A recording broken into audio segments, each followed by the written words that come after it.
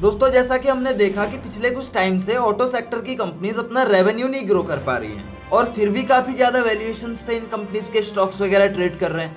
और रीजन भी हम जानते हैं दोस्तों कि जो आने वाला टाइम है वो इलेक्ट्रिक व्हीकल का है, जिससे मार्केट को लग रहा है कि आने वाले कम से कम 10 साल इस सेक्टर के लिए काफी मजबूत रहेंगे, तो इसमें इन्वेस्ट कर लिया जाए।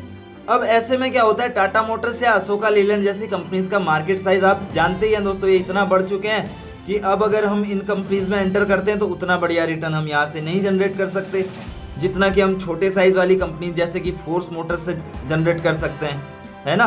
और फोर्स मोटर्स भी कौन सा नई कंपनी है जो हम इसमें इन्वेस्ट करने से डर है। ये भी टाटा या अशोका लीलैंड के बराबर ही पुरानी कंपनी है, पिछले 70 सालों से ये इस तरीके के बिजनेस में है। लेकिन अब मैं क्यों कह रहा हूँ दोस्तों कि इसको गलती से भी बाय मत करना, जब मैं खुद ही इसके पॉजिटिव्स भी आपके सामने प्रेजेंट कर रहा हूँ। उसका रीजन मैं एग्जांपल्स के साथ में वीडियो में आपको बताऊंगा दोस्तों। इसके साथ ही साथ हम अदर भी इसके पॉजिटिव्स और नेगेटिव्स को समझेंगे, तो बने रहिए दोस्तों।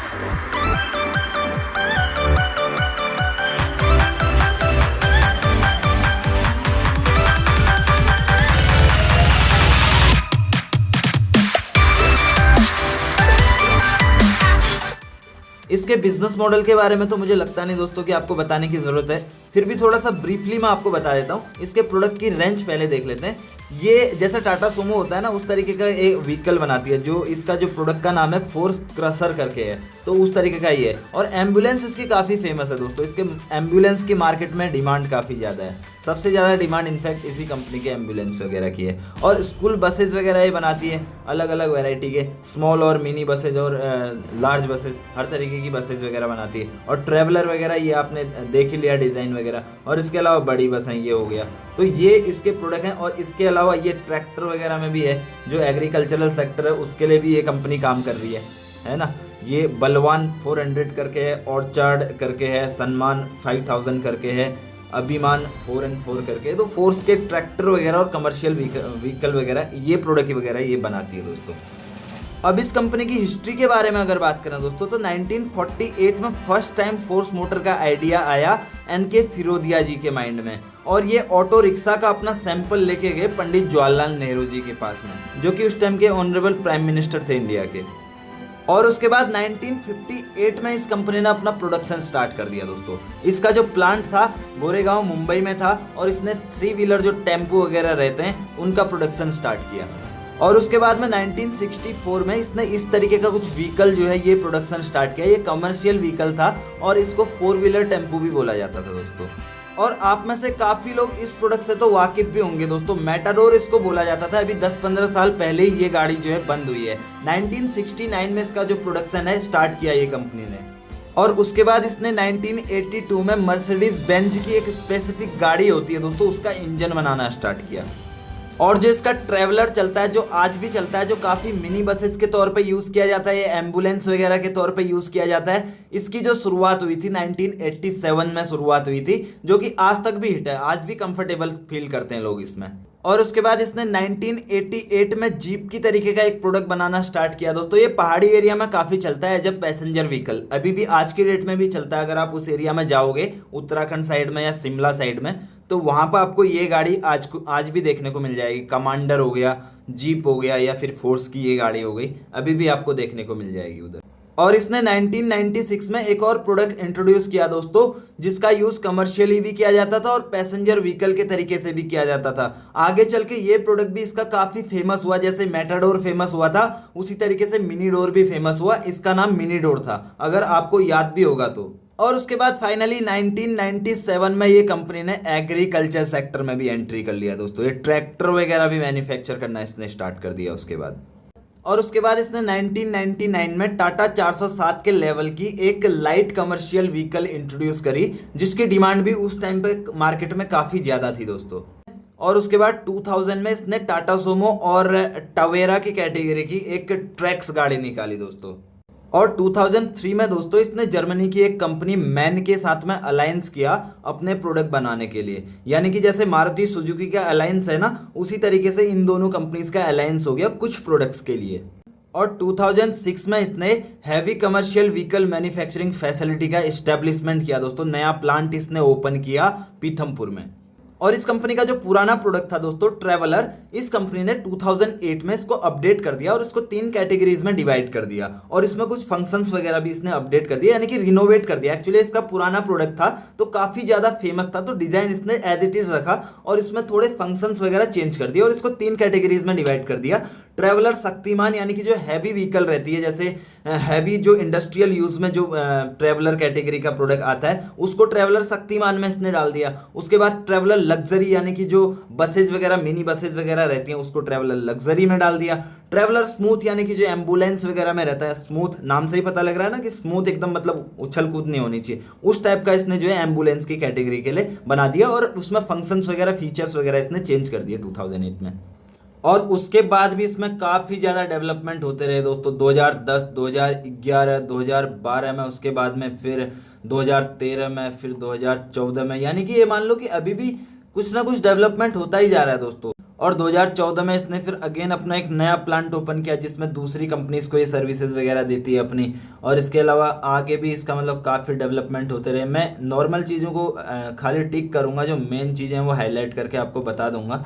तो ये देखो दोस्तों, ये प्रोडक्ट का इसका जो है 2008 में force motor science agreement with Rolls Royce power systems, Royals Royce के साथ में भी पावर सिस्टम के साथ में 2018 में जो है इसने एग्रीमेंट साइन किया। तो ये रही इसकी हिस्ट्री की बात है दोस्तों। तो ये इसका इंट्रोडक्शन था दोस्तों इस कंपनी के बिजनेस मॉडल और हिस्ट्री के बारे में। अब थोड़ा सा इसके फाइनेंशियल्स भी देख लेते हैं। फोर्स मोटर्स लिमिटेड कंपनी का नाम है। करंट मार्केट प्राइस 1215 रुपए, 52 वीक लो 880, 52 वीक हाई 1560 रुपए, मार्केट कैपिटलाइजेशन 1601 करोड़। और पी वगैरह इसका आपको नेगेटिव में बताएगा, क्योंकि किसी भी आप अभी मैं नीचे कंपेयर भी करूंगा और स्टॉक के साथ में ऑटो के, तो किसी का भी पॉजिटिव में नहीं है। बुक वैल्यू 1395 है, बुक वैल्यू के आसपास में ये कंपनी ट्रेड हो रही है दोस्तों, बुक वैल्यू से नीचे इनफैक्ट ये ट्रेड हो रही है। डिविडेंड यील्ड भी अच्छा है 1%, एक छोटी कंपनी है, डिविडेंड अच्छा दे रही है। आरओसी और आरओई इसका नेगेटिव में है, क्योंकि इन्होंने पास्ट में अच्छा परफॉर्म नहीं किया है 1 साल के अंदर में। ये हर ऑटो कंपनी का हाल है दोस्तों, एक ही कंपनी का नहीं है। हम अभी फ्यूचर के लिए देख रहे हैं, पास्ट का ज़्यादा हम मैटर भी नहीं रखेंगे, फ्यूचर का हम देखेंगे। हाँ, पास्ट में इसने पहले कैसा परफॉर्म किया, ग्रोथ कैसी थी, वो देखना जरूरी है। फेस वैल्यू इसका 10 है, डेट टू इक्विटी इसका ना के बराबर ही है, मतलब 30 का है, ठीक है, 0.30 का। करंट रेशियो थोड़ा सा इसका कंसर्न वाला है, 1.5 हमारा क्राइटेरिया रहता है, इसका 1 है। और डेट इसके पास में 524 करोड़ है, कैश इसके पास में 37 करोड़ है। प्रमोटर होल्डिंग में चेंजेस वगैरह कुछ नहीं है, प्रमोटर होल्डिंग इसका अच्छा है। अब इसके पीयर्स के साथ में इसको कंपेयर करें दोस्तों, तो मार्केट कैपिटलाइजेशन अगर टाटा मोटर्स का देखा जाए तो 1,22,861 करोड़ का मार्केट कैपिटलाइजेशन है, यानी कि काफी लार्ज कैप की कंपनी है। और अशोका लीलैंड का 36,664 करोड़ का मार्केट कैपिटलाइजेशन है, और इस कंपनी का कितना 1,600 करोड़ का मार्केट कैपिटलाइजेशन, सिर्फ और सिर्फ। अशोका लीलैंड इससे 36 गुना महंगा है, टाटा मोटर्स इससे 100 गुना महंगा है। अगर ये मान लो कि इनके 10% तक भी जाती है तो भी इसकी कैपेसिटी है कि ये 10 गुना तक हो सकती है, टाटा मोटर्स के लेवल की 10% अगर जाएगी तो। अगर अशोका लीलैंड के 10% तक जाती है तो भी ये यहाँ से 4 गुना हो सकती है दोस्तों। और जैसा कि हमें पता है दोस्तों कि ऑटो सेक्टर एक साइक्लिकल सेक्टर है, ये हमेशा एक सा परफॉर्म नहीं करते, हमेशा ग्रो नहीं होते, इसमें अप्स एंड डाउन्स वगैरह आते रहते हैं, ठीक है। यहाँ पे डिमांड कभी ज़्यादा हो जाती है काफ़ी, और कभी काफ़ी कम हो जाती है। तो ये टोटली डिपेंड करता है इंडियन इकोनॉमी के ऊपर, जो कंट्री की इकोनॉमी चल रही है, जो ग्लोबल इकोनॉमी चल रही है उसके ऊपर, कि लोग कितना ज़्यादा पैसा इकोनॉमी में डाल रहे हैं, खर्च कर रहे हैं, उसके बाद में इसके सेक्टर की ग्रोथ उस तरीके से होती है। अगर देखा जाए कोविड के टाइम में सारी कंपनीज ने लॉस किया था दोस्तों, ये कंपनी ने भी लॉस किया हुआ है 124 करोड़ का। तो ये थोड़ा सा इसका कंसर्न हो सकता है, बट जो है सारी कंपनीज ने लॉस किया हुआ है तो इसने भी किया हुआ है, कोई बड़ी बात नहीं है। सबको पता है कि इस टाइम पे ये प्रॉब्लम आई हुई थी। अगर 10 साल का CAGR देखा जाए तो काफ़ी कम है दोस्तों, 5% का CAGR है। 5 ईयर्स का तो माइनस में, 3 ईयर्स का भी माइनस में, 1 ईयर का CAGR अगर देखा जाए 26% है, जो कि ठीक है। और इसके जो पॉजिटिव्स और नेगेटिव्स हैं वो हमें प्रॉफिट एंड लॉस अकाउंट के बजाय बैलेंस शीट से ज़्यादा अच्छे दिखेंगे। तो देखा जाए तो रिजर्व और सरप्लस कंटिन्यू बढ़ रहे हैं, लेकिन इस साल कम हुआ है दोस्तों कोविड की वजह से। और बात की जाए अगर बोरोइंग्स की, तो इस साल उल्टा ये बढ़े हुए हैं, ये भी कोविड की वजह से। थोड़ा सा ये एक कोविड का कंसर्न इसमें है, जैसा अदर कंपनीज में भी है। अदरवाइज कंपनी ठीक ठाक है, कोई दिक्कत नहीं है। अब उस बात पर मैं आता हूँ कि इसको अभी क्यों बाई नहीं करना चाहिए। अब दोस्तों ये मैं क्यों कह रहा हूँ कि इसमें आपको बाइंग नहीं करना चाहिए, चाहे आप शॉर्ट टर्म के इन्वेस्टर हो चाहे आप लॉन्ग टर्म के इन्वेस्टर हो, ठीक है। नियर टर्म में आपको अगर अपना पोर्टफोलियो रेड देखने को मिले, आप लॉन्ग टर्म के इन्वेस्टर हो तो भी अच्छा नहीं है ना। कुछ तो मतलब यार आपको इतना तो मतलब शुरुआत से कुछ तो अच्छा लेके जाना है ऊपर, अगर आपको लंबे टाइम तक इसको अपने पोर्टफोलियो में रखना है। मैं ऐसा किस लिए बोला हूँ, जैसे ऐसा ना हो कहीं, देखो यहाँ पे भी ह्यूज वॉल्यूम्स के साथ में 2-3 कैंडल्स बनी थी ऊपर। क्या होता है ना इनमें, और दिन में ट्रेड होता नहीं है ज़्यादा, कभी न्यूज़ वगैरह आ जाती है, अचानक से ट्रेडिंग इसमें ज़्यादा हो जाने लगती है, तो बीच में बड़ी बड़ी कैंडल्स की वॉल्यूम दिखते हैं, तो ये कंफ्यूज करती है हमारे को, क्योंकि ये हमेशा नहीं चलते हैं ना इसमें, स्टॉक्स वगैरह ट्रेड वगैरह लेन देन वगैरह हमेशा नहीं होता इसमें। आज अचानक से कोई न्यूज़ आ गई, आज ये बड़ा हुआ है, न्यूज़ के चलते ही बड़ा हुआ है। इसी तरीके से पहले दिन जो बड़ा हुआ था ये भी न्यूज़ के चलते ही बड़ा था। यहाँ पे जो जी बिजनेस है, जी बिजनेस चैनल पे इसके जो कंपनी के मैनेजमेंट के पर्सन हैं, जो कंसर्न पर्सन हैं, चेयरमैन जो कंपनी के हैं, वो आए हुए थे उस जी बिजनेस पे, और उन्होंने अपने कंपनी के फ्यूचर आउटलुक को लेके अच्छी बातें बोली थी, जिसकी वजह से स्टॉक के प्राइस में बूम आ गया था और काफ़ी ऊपर तक ये उस दिन चला गया था।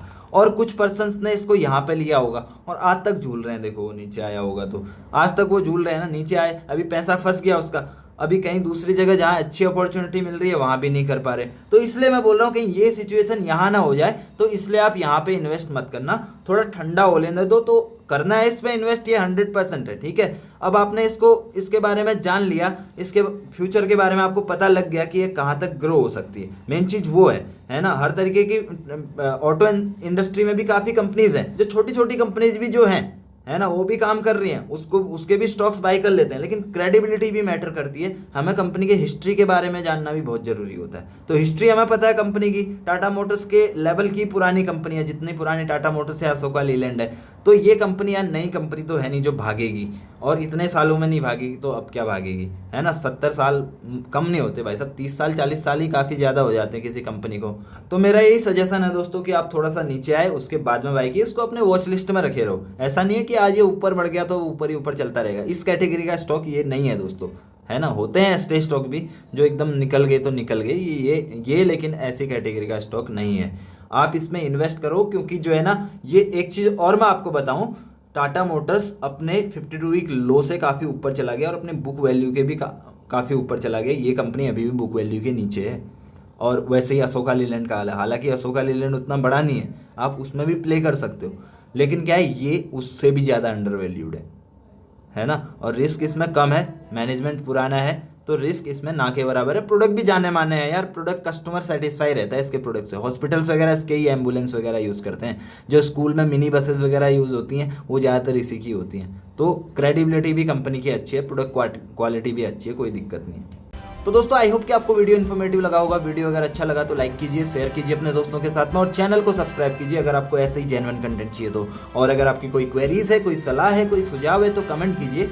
और ये डिटेल एनालिसिस का प्लेलिस्ट आप एक बार जरूर चेक कर लीजिए दोस्तों। इसमें हमने कंपनीज के total fundamental analysis, business model analysis, valuation analysis, financial analysis complete करके डाले हुए। इससे आपका बेनिफिट क्या रहेगा, जो कंपनी की रिसर्च करने में आपको 10 से 12 घंटे का टाइम लगता है, वो टाइम की आपके बचत होगी, वो वैल्यू आपको 10 से 15 मिनट के वीडियो में मिल जाएगी दोस्तों। जी हाँ, और इसके साथ ही इन वीडियोस को आप अपने ट्रैवलिंग टाइम में भी देख सकते हैं, कहीं ट्रैवल कर रहे हैं उस टाइम पे देख सकते हैं, किसी का वेट कर रहे हैं उस टाइम पे इन वीडियोस को आप देख सकते हैं, जिससे आपके टाइम का अच्छा खासा यूटिलाइजेशन हो जाएगा दोस्तों।